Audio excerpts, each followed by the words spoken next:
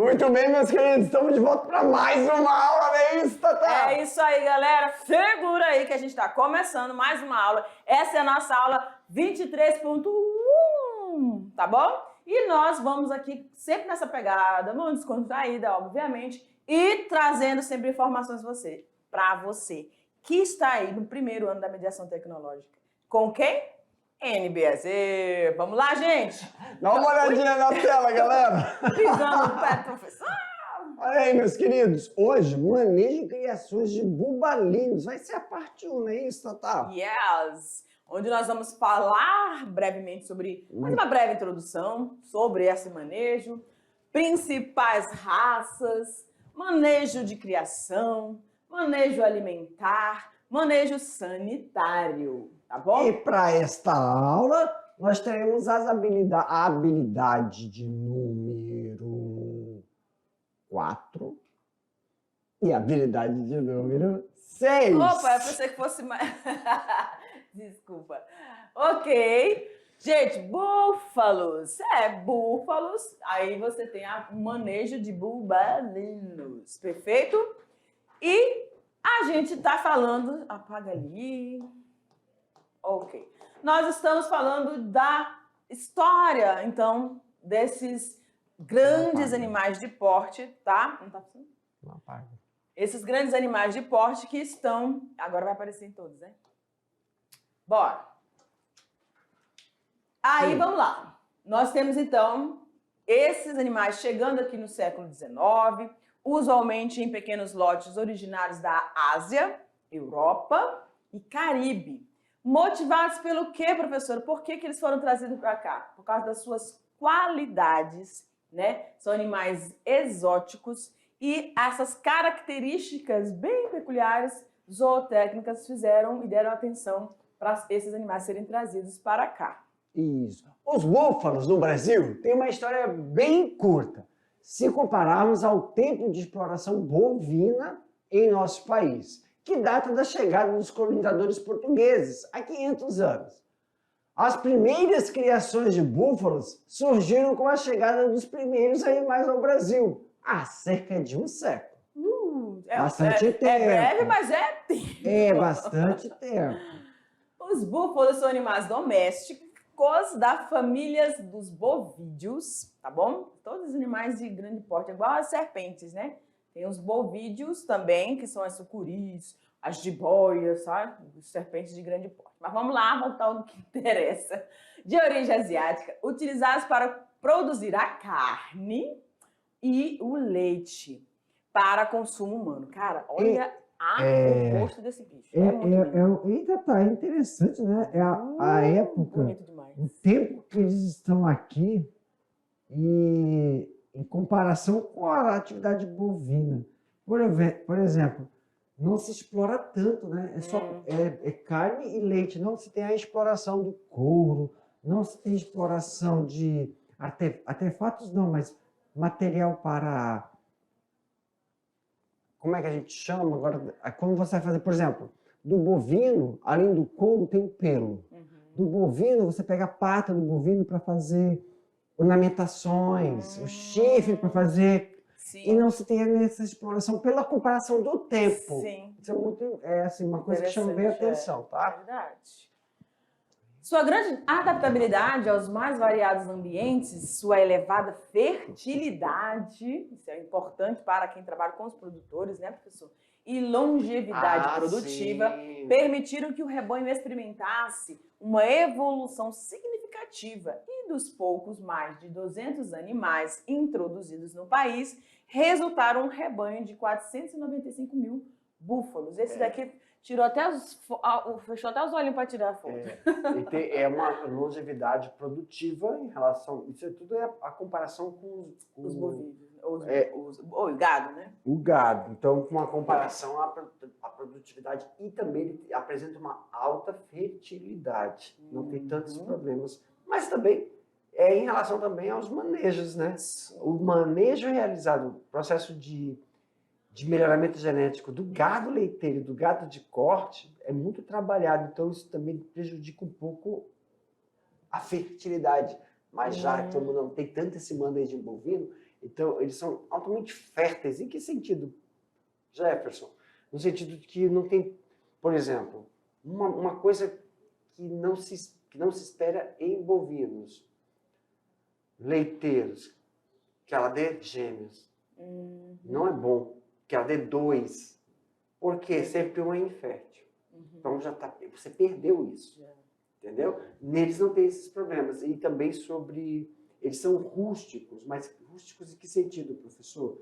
Tem doença que ataca eles? Ataca. Mas o gado, São mais resistentes. eles têm mais são mais tolerantes. Os bovinos que nós já temos ainda são mais intolerantes a determinadas variações. Perfeito.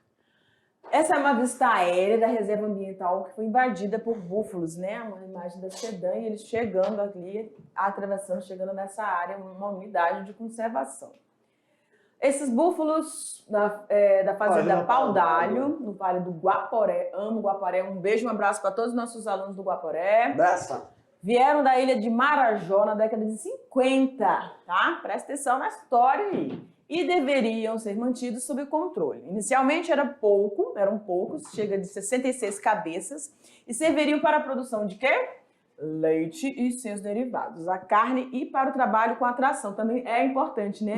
A altura, a postura, a força desses animais, em né? relação, a gente sempre compara com a relação ao gado, né? A pecuária de corte que nós temos aqui.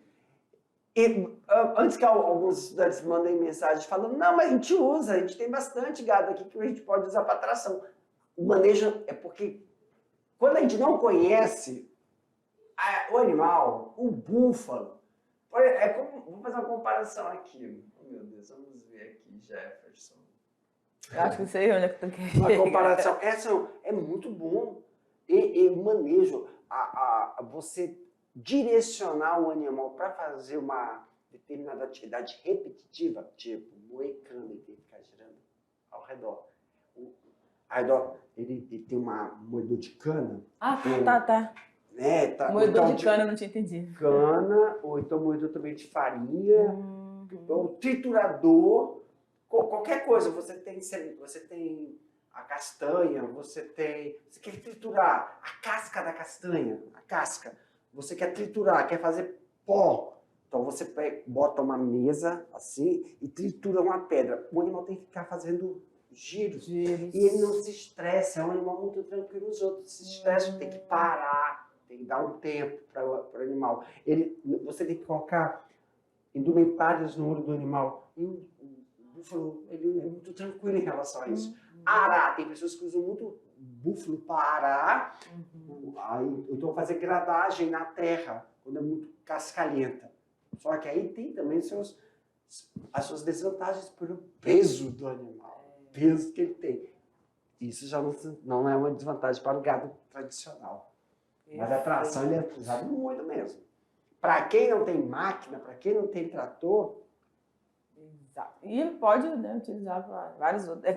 Como o slide está mostrando aqui, tem várias, 1001 utilidades, e aí, como o professor está falando, o manejo, o trato com ele é muito mais acessível, vamos dizer dócil. Assim. Isso, é a palavra que está querendo procurar. Pelo tamanho do animal, se você comparar o búfalo, a face búfalo, dele com a do gado, nosso e é um chifre também, porque a maioria do gado nosso retira-se o chifre. O que a gente vê com o chifre aí é a opção das pessoas, mas também tem alguns animais que são bem mais ariscos. Então se tira. O do búfalo não faz isso, não tem como fazer isso. Não tem ainda uma técnica, um manejo. Lembra que eu falei, que a gente sempre está falando aqui? Gente, por exemplo, é uma espécie, é um animal que você ainda tem que adaptar manejos que já existem para aquela criação. Tem um manejo da moça, né, de retirada, tem um manejo de tirar dente de leitão, tem os manejos que a gente faz. Tudo tem uma técnica adequada. Para colocar ela, tem que testar como fazer esse procedimento nesse animal. Por isso, quando você vê eles, todos têm chifre. Quando você vê o gado, é muito difícil você ver gado com chifre. Só algumas espécies que eles deixam, porque são dóceis. Mas ele é um medo, só é um animal muito tranquilo para se trabalhar. Perfeito. Tá? Entretanto, esse rebanho... Tipo assim, é muito difícil encontrar a fêmea dando coice por causa do filhote na hora que você vai fazer a ordenha. Tá? Muito difícil. Ela é muito... certo. Claro, sempre com a mesma pessoa. Sempre não pode. Se for trocar, aí eu tenho que com você. Você que tá pai ali, você que faz. Aí você fala assim: olha, é melhor a gente trocar, porque o negócio, eu tenho que te acompanhar em tudo, e leva tempo. E tem essa desvantagem já no gado leiteiro. Não, o gado leiteiro, claro, é uma equipe que trabalha na ordenha e tem uma equipe que trabalha em outro setor. É a mesma equipe, mas é muita gente trabalhando. Tem que tomar muito cuidado da transferência disso para esse animal. Perfeito. É igual cachorrinho. Você tem um cachorro em casa, o cachorro gosta... Chow, ele escolhe, é do animal, ele escolhe a pessoa da casa, ele gosta de todo mundo, ele escolhe uma pessoa. E o búfalo tem isso.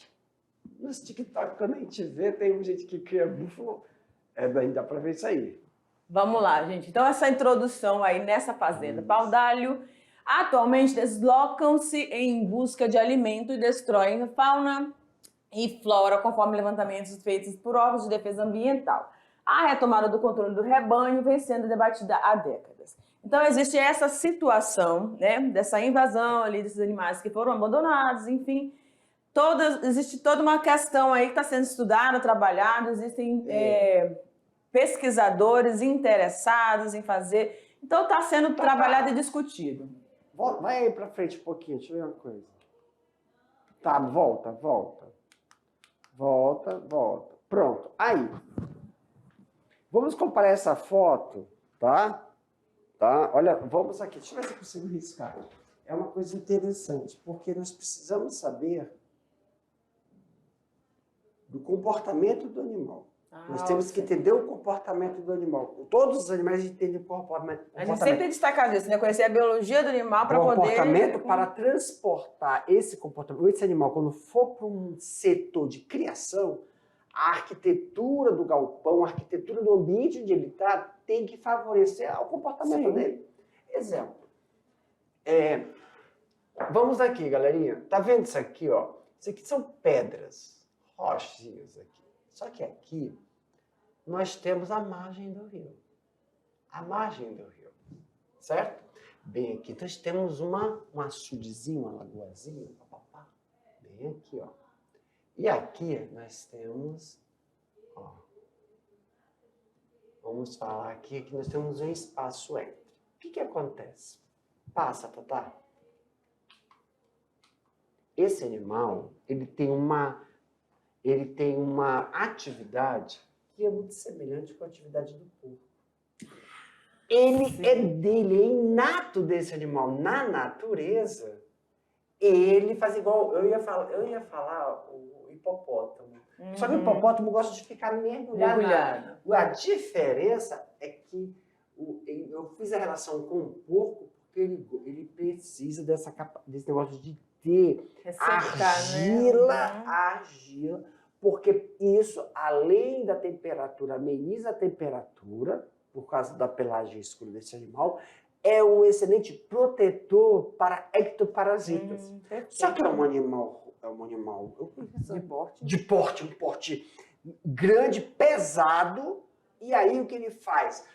Ele deita na margem e faz igual o porco, ele escava, ele mexe, ele pega o chifre para poder jogar e vai fazendo escavações. E vai fazendo escavações. Então, essa margem do rio, volta lá no outro. Essa margem do rio, isso pode começar a conectar isso aqui, ó. Ele mudar o curso do rio. Ele pode mudar um braço, ele faz essa ligação. Por quê? Muitas vezes, isso aqui, ó, é a área para ele fazer isso. É a área. O produtor coloca. Só uma coisa assim. Quando você vai fazer o processo de criação de búfalos,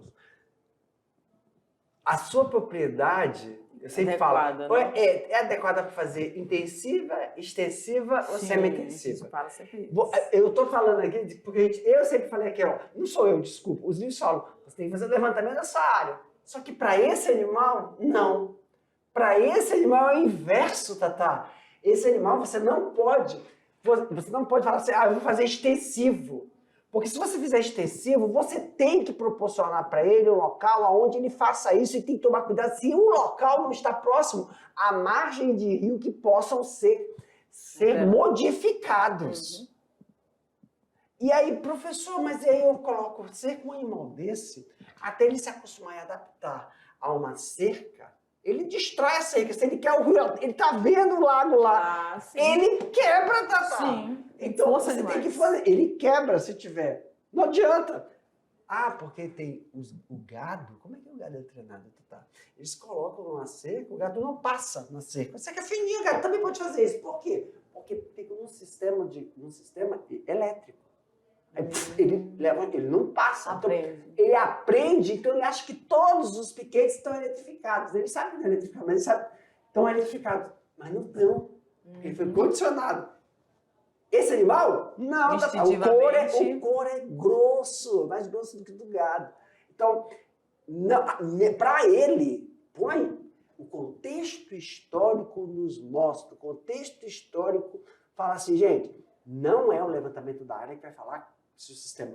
Agora é o comportamento do animal. Então, o sistema que tem que ser adequado para que ele não...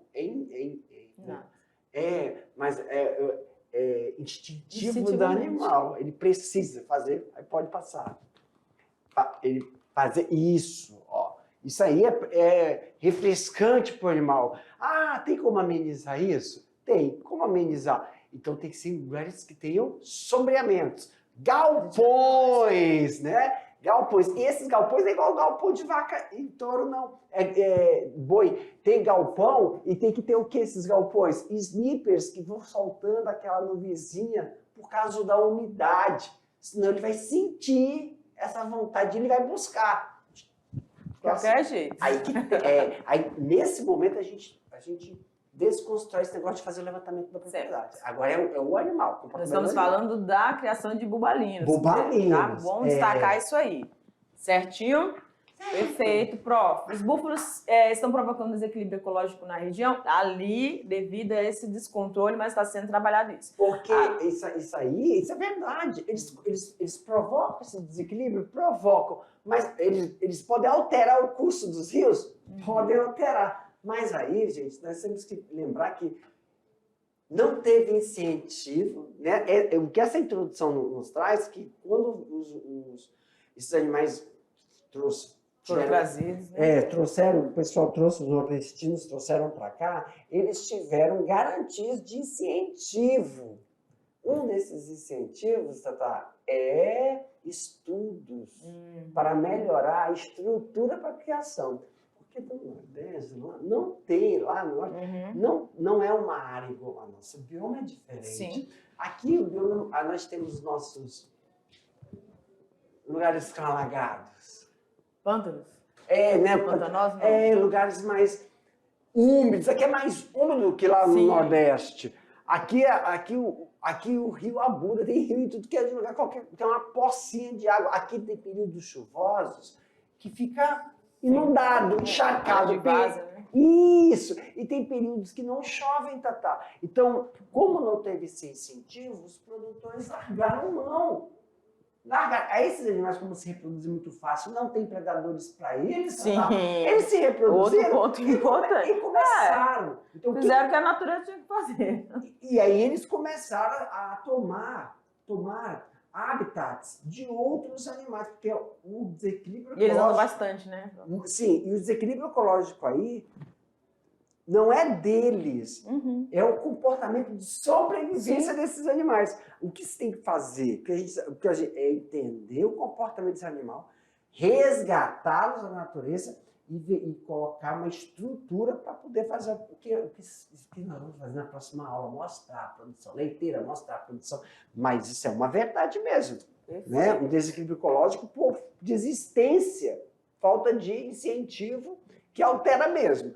E, por exemplo, se você altera o curso de um rio, se você afugenta, por exemplo, uma área assim, se tem um quero-quero, se tem um pássaro que faz seus ninhos no chão, não é em cima, eles quebram com tudo.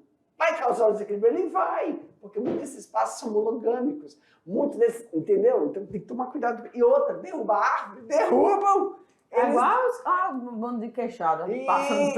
Isso.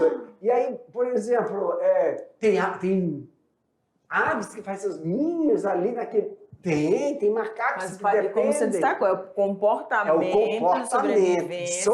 Esse animal foi E na natureza deixado... sobrevive mais adaptado. E ele é muito robusto, se adapta rápido. E fértil, vai se reproduzir. Isso. Vai ganhando espaço. E não tem esse negócio de monogamia. E na maioria das vezes os pássaros têm esse comportamento. Verdade. Olha aí quem fala com a gente. A regulamentação de medidas para erradicar búfalos do Vale do Guaporé virou lei, sancionada pelo governador Confúcio Moura, conforme a publicação no Diário Oficial de Rondônia em 2016.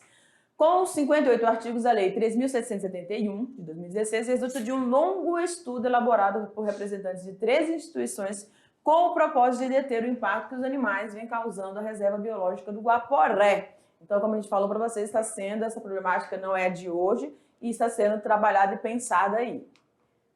Todo o processo de remoção e abate dos búfalos, conforme a lei sancionada, terá o acompanhamento da Agência de Defesa Agrocivil-Pastoril. Lembra que a gente estudou, apresentou para vocês esse sistema, né? Da IDAROM e do Ministério da Agricultura, Pecuária e Abastecimento. A comercialização da carne de búfalo e produtos derivados só será feita após a rigorosa avaliação sanitária. A gente sempre destaca isso, né? Para a qualidade Nós vamos dizer que tem sim, né? Processo de vacinação, processo de sanidade animal, mas do búfalo não tem trabalhos que comprovam, por exemplo. Em que período, igual, por exemplo, tem um período de vacinação do gado leiteiro, tem um período de fazer levantamento de mamite, bastite, já tem um calendário. Sim. E pro búfalo? Não tem nada ainda. Porque não tem, porque tem que se conhecer direito isso. Por isso tem que tomar muito cuidado com a carne. Claro, existe produtor. Sempre vai ter um desafio que vai ser... Algum corajoso vai meter a cara. E a gente tem certeza que tem se levantado aí pessoas para fazer esse trabalho aí, para a gente conhecer mais, para entender mais e colaborar, né? Falando nisso, aí, ó. Olha aqui. Vamos lá. Segundo o portal Rondônia, publicado em abril de 2022, foi realizado um estudo pela Embrapa Pantanal que estimou a existência de 5.000 cabeças de reservas no Rebio do Guaporé e na Resex de Pedras Negras. Pedras Negras, beijo para todo mundo de lá, viu? Sendo das raças Carabao, né? Carabao e Javarabate. Javarabate. Jarafabate. Pesquisadores e professores da Uni, do curso de Medicina Veterinária, olha aí, no campus de Rolim de Moura. Pessoal de Rolim de Moura, hoje eu tô saudando para todo mundo. Tem interesse em desenvolver, olha aí, gente, tem interesse em desenvolver alguns estudos buscando entender o modo de vida desses animais e suas condições sanitárias. É muito importante mesmo frisar isso aqui. É imprescindível primeiro para você... Como é que a gente fala? Acabou, que é óbvio. Para a gente começar a citar quais são a metodologia empregada para... Qual é a metodologia de manejo alimentar para o bovino? Para o bovino? Para o bubalino? Para o búfalo?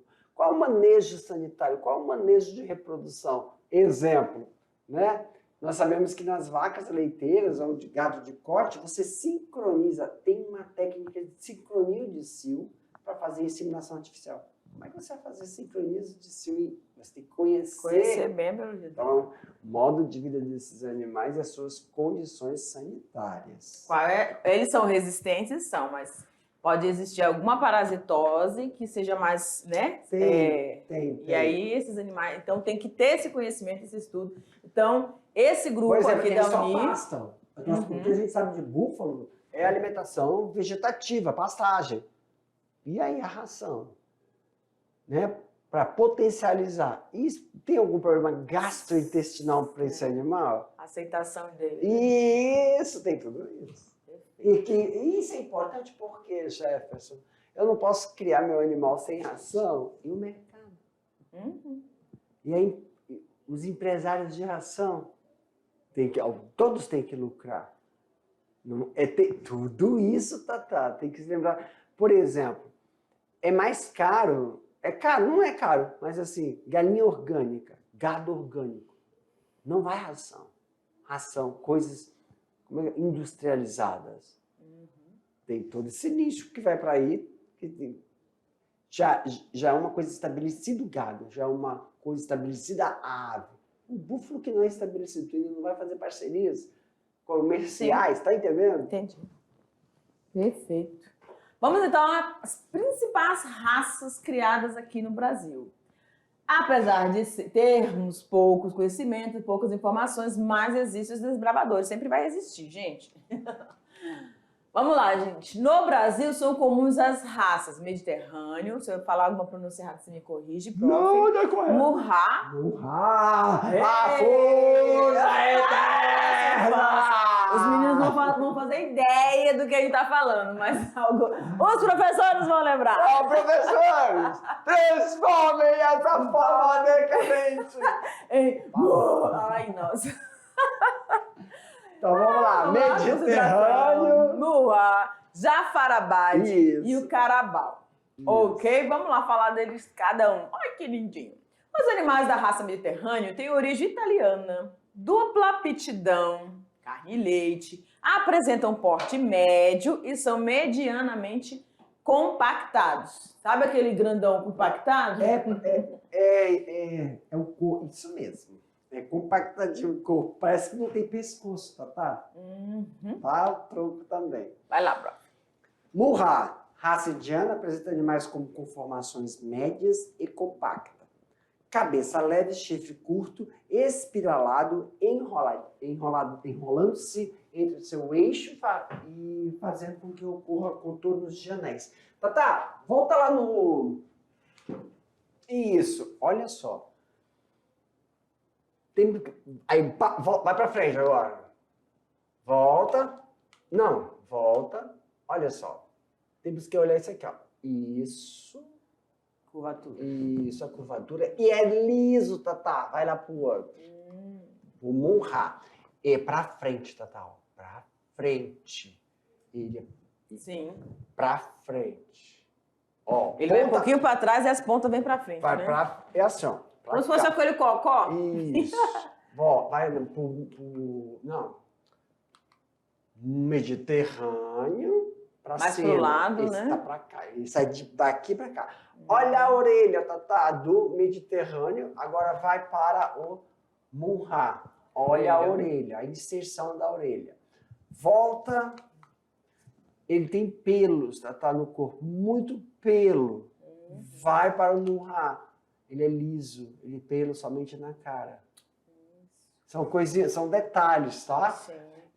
Pode ir pra frente agora. E a orelha é menor, né? Volta. Por isso que esse corpo compactado. Isso. Olha só como é a inserção da orelha e a forma com que ela se comporta aqui. Vai para o Mediterrâneo. É curta. Tá bom? Ela é caída pra cá, ó. É, a pelagem Entendeu? e o chifre. A pelagem dá pra ver na hora. É. Tá bom. Aí... Ele lembra o... Daqueles era do gelo, esqueci o nome. Perfeito, Tatá. Mamute. É vício mesmo. E aqui, ó, viu? Não tem. Se você passar a mão aqui, é muito liso. Liso tem pelinho? Tem, mas é muito ralinho. Desculpa, né, liso? É ralo. Certo. Tá. Boa, próximo. E agora o Javarabate. Aperta mais um aí pra ver uma coisa. Tá, volta. Pensei que tinha uma de frente. Porque, ó, isso aqui, ó, do Javarabate, aqui se tivesse de frente, você vê que a cabeça dele é isso aqui. E óbvio, né, que a gente vê o chifre. Pra baixo. Acompanha a cabeça. Volta lá pro Murrá. Isso. O que eu ia falar do Murrá? Volta. É o anel. Isso. Tem muitas... Não é bem anel, mas tem muitas dobras. Essas dobras, elas são muito evidentes, tá? Que no outro não tem, que no Mediterrâneo não tem. É liso, tá bom?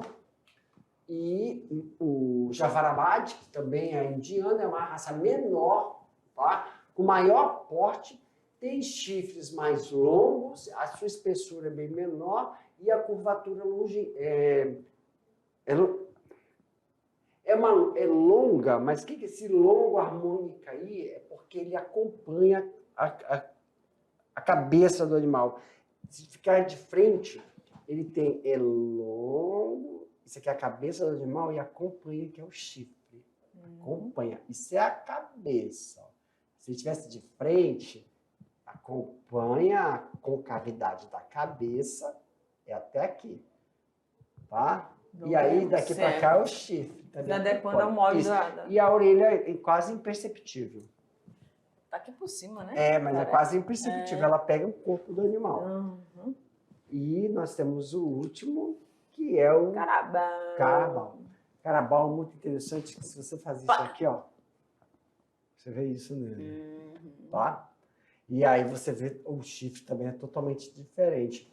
É uma raça única adaptada às regiões pantanosas. Esse gosta muito bem de se lamear, tá?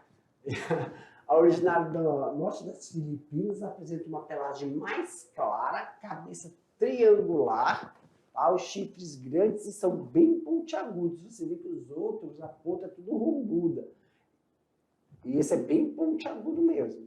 E assim, tem um aspecto de ferro, parece ferro. Se você olhar, porque tem uns que chegam a tu achar que é ferro, porque tá... Como é que ferro desgasta? Oxida? Como é que fala? Ferrugem? Ferrugem.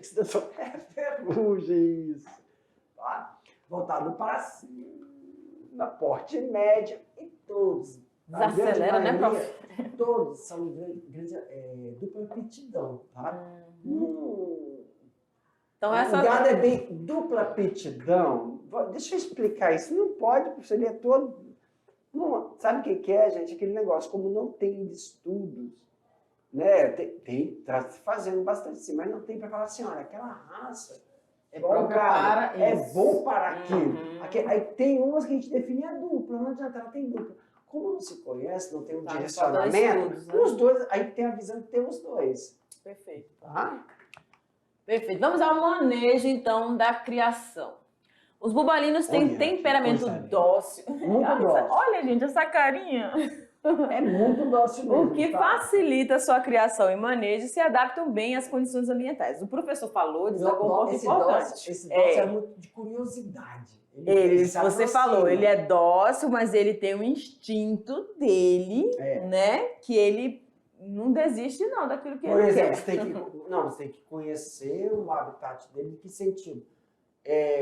Você não vai se aproximar de uma fêmea que está com... Sim, lógico. Você não vai aproximar da fêmea porque o macho está ali. Não tem nem definição de como ficou o comportamento desse animal quando ele é castrado. Isso ele mesmo. Tem bastante pelo, né? Tem. Ele tem. Mas a orelhinha. Isso aqui dá pra ver a orelhinha mais... Sim, deixa eu lhe explicar uma coisa. Verdade. Volta lá para nossa raça, Tatá. Essa figura aí, volta para outra, que é o carabao. O jafarabade, olha como é que ele é. São puros. Puros. E mais puros. Tá? O couro dele aqui é bem ralinho. Vai pro outro. São puros? Não, sim. Carabao, jafarabade, murrá, volta para ele. Murrá são animais puros. Volta no início, desculpa. Aqui, ó. Parece, é puro. Esse animal que você já está vendo ali não é. Então pode ter uma mistura. Vai lá. Pam, pam, pam. Esse? Pode ir. Não, esse aí. Não, eu não me arrisco a falar se é um quarto de milha, se é 50%, um quarto que seja 25% de quem?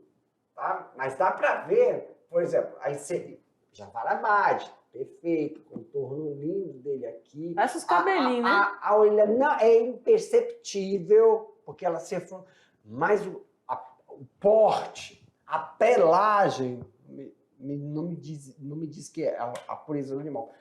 Mas tudo bem até aí? Tudo bem. Perfeito. Agora, isso importa? Não. Porque não é cachorro. Lembra quando a gente teve aquela aula que eu falei assim do Shih Tzu? Shih Tzu, o que me importa? É produção de carne. Então, ele é puro. Então, estão se cruzando esses animais para falar assim, cruzando esse animal, ele ainda mantém a rusticidade e aumenta a produtividade de quê? Carne. leite em menor tempo, na mesma situação do que está preso. Então, a pureza pode ser isso aí também, para as novas raças que estão chegando. Tá? Entendeu? Isso aí. Como sua pele é preta com poucos pelos, também pretos, sofrem muito quando estão sob a luz do sol. E o que agrava mais ainda é a dificuldade que os bobalinos têm de dissipar o calor extracorpóreo, em função de quê? Do reduzido número de glândulas sudoríparas. Eles podem se estressar muito fácil. Então, assim, professor, então, pelo que o senhor está falando, tem que ter um investimento bem alto para você colocar um animal desse numa instalação. Aí você falou lá do porte. Dando isso no hipopótamo, ele tá bem parecido aqui, né? Mas aí, Tata, calma aí, perfeito, tá perfeito. Quando eu falei sobre o negócio da pelagem, que eles fazem a do porco, tem que ver se a gente tá falando do javarabate, sim, do murrá. Depende da raça. Algumas... Foi minha. Desculpa. Isso mesmo, Tata. Minha vontade. Tá passando mal. Não, tá. Isso mesmo.